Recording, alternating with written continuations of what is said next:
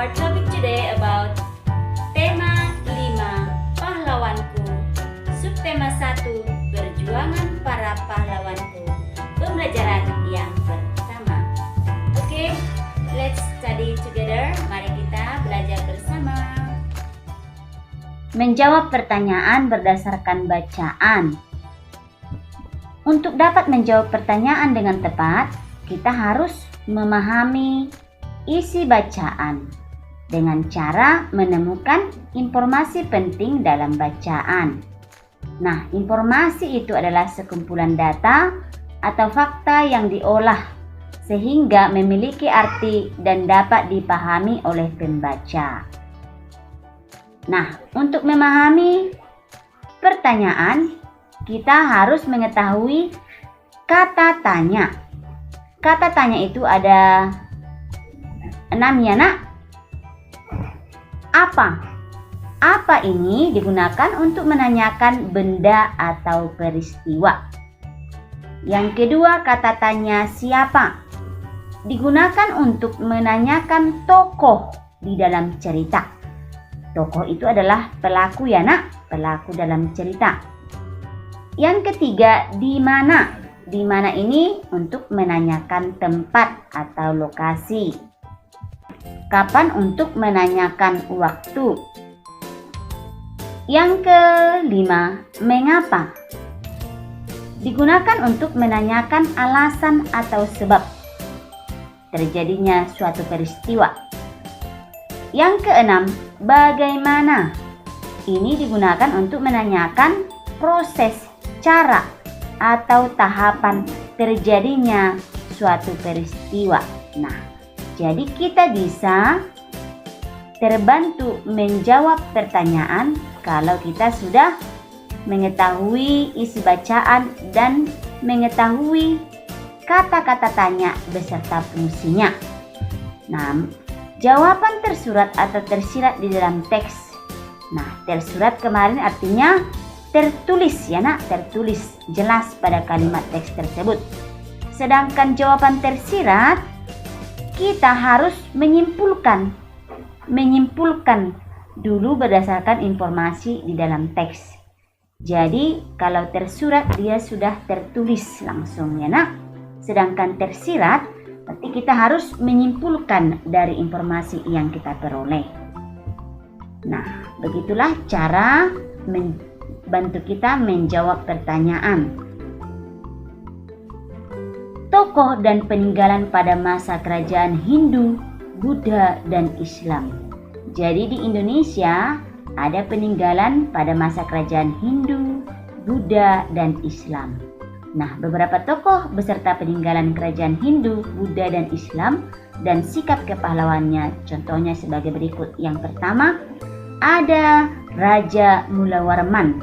Ini Raja Mulawarman ini pada kerajaan Kutai, ya nak, kerajaan Kutai.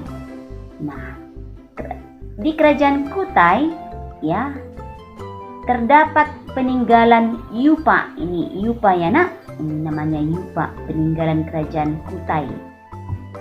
Raja pemeluk Hindu yang terkenal. Jadi kerajaan Kutai ini adalah kerajaan Hindu ya nak. Hindu.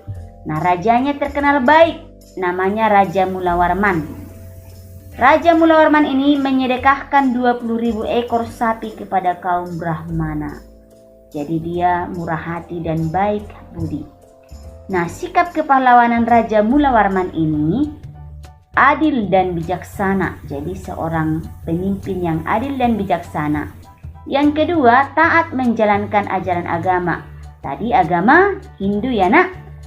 Serta mencintai rakyatnya. Yang ketiga, dia tadi dermawan, menyedekah ya nak. Yang kedua, nah yang berikutnya, kerajaan Kutai ini terkenal dengan kerajaan tertua di Indonesia. Jadi kerajaan Kutai ini adalah kerajaan yang tertua di Indonesia ya nak. Yang kedua ada Raja Kertanegara. Ini berada di kerajaan Singasari ya.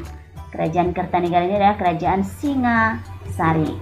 Nama rajanya Raja Kertanegara. Nah, raja pemeluk agama Hindu. Berarti sama tadi dengan kerajaan Kutai ya nak. Nah, berhasil menaklukkan seluruh wilayah Nusantara. Sikap kepahlawannya adalah pantang menyerah dalam menyatukan Nusantara. Yang kedua, berani dan tegas menolak untuk tunduk kepada bangsa Mongol. Ini bangsa Mongol ini bangsa yang menjajah ini ya nak. Kemudian peninggalan kerajaan Singosari ini adalah Candi Singasari. Nah, ini Candi Singasari ya nak. Oke. Nah, yang ketiga ada Raja Balaputra Dewa. Ini pada kerajaan Sriwijaya. Nah, raja pemeluk agama Buddha. Jadi kerajaan Sriwijaya ini adalah agama Buddha ya nak, yang berhasil membuat kerajaannya sebagai pusat perdagangan, pelayaran dan pendidikan dan penyebaran agama Buddha Nusantara. Jadi kerajaan Buddha, kerajaan Sriwijaya. Nah, sikap kepahlawanan oleh Raja Balaputra Dewa ini adalah jujur dan disiplin dalam memimpin rakyatnya. Yang kedua, adil dan bijaksana dalam menegakkan hukum. Peninggalan kerajaan Sriwijaya ini adalah Prasasti Kedukan Bukit namanya ya. Ini Prasasti Kedukan Bukit. Oke. Yang keempat, Sultan Iskandar Muda. Ini dari kerajaan Aceh. Raja pemeluk agama Islam yang berhasil membuat kerajaan Aceh mencapai puncak kejayaannya. Nah, peninggalan kerajaan Aceh ini oleh Sultan Iskandar Muda ini adalah Masjid Raya Baitur Rahman. Ini masih ada sekarang di Aceh ya nak. Masjid yang paling besar. Nah, sikap kepahlawannya adalah adil dalam menegakkan hukum, selalu mengutamakan kesejahteraan rakyatnya. Nah, yang kelima ada Raden Patah Kerajaan Demak. Nah, Kerajaan Demak ya, nama rajanya adalah Raden Patah. Raja pemeluk agama Islam yang menjadi penguasa pertama Kerajaan Demak. Ya. Jadi peninggalannya di sini adalah Masjid Agung Demak. Oke. Nah, sikap pahlawan Raden Patah ini adalah menghormati kebebasan beragama. Yang kedua, berani melawan penjajah. Nah, itulah kerajaan Hindu, Buddha, dan Islam yang ada di Indonesia. Ya, beserta nama raja, sikap raja, dan peninggalannya.